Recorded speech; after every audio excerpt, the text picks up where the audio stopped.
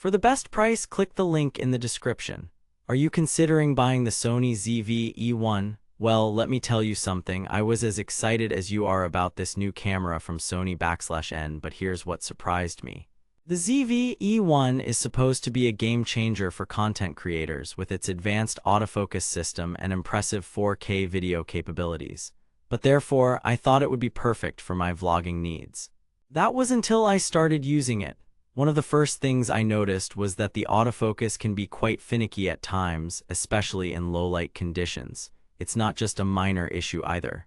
It's something that can make or break your footage. But here's what really got me. Despite all the advanced features, the camera feels somewhat underpowered when compared to some of its competitors. Now you might be thinking, but this is just one person's experience. That's true, and I want to give Sony the benefit of the doubt. Therefore, I dug deeper into the camera's specs and features to see what I was missing. According to Sony's official specifications, the ZV-E1 has a 24.2 megapixel sensor and can shoot up to 4K at 120 FPS. That sounds impressive on paper, but in reality, it doesn't quite live up to my expectations.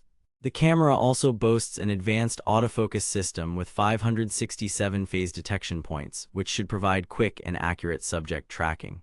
But here's the thing, while these features are certainly useful, they don't necessarily translate to real-world performance. And let me tell you, I was initially impressed by the ZV-E1's ability to capture smooth, cinematic footage in good lighting conditions. However, as soon as the sun started to set or I moved into a room with dim lighting, things took a turn for the worse.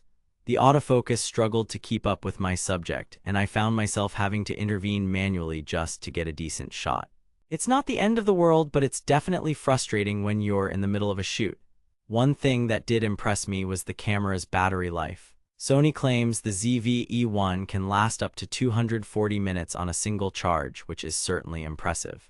But what about in real-world use? I put the camera through its paces and found that it actually exceeded my expectations, lasting for over 3 hours without needing a recharge. However, this brings me back to my initial issue. Why can't Sony get the autofocus right? It's not like they're trying to reinvent the wheel here. The ZV-E1 is supposed to be a professional-grade camera, after all. Therefore, I'm left wondering what kind of compromises were made in order to keep costs down. Now, before you start thinking that I'm just bashing the Sony ZV-E1 without giving it a fair shot, let me assure you that I've done my research and spoken to other users who share similar experiences.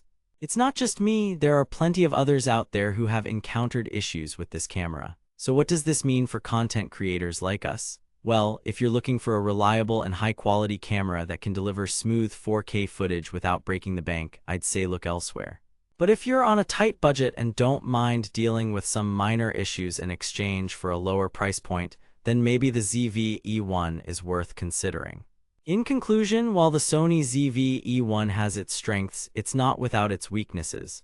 Therefore, I'd advise potential buyers to be cautious when purchasing this camera, as it may not live up to their expectations. For the best price on Amazon, click the link in the description.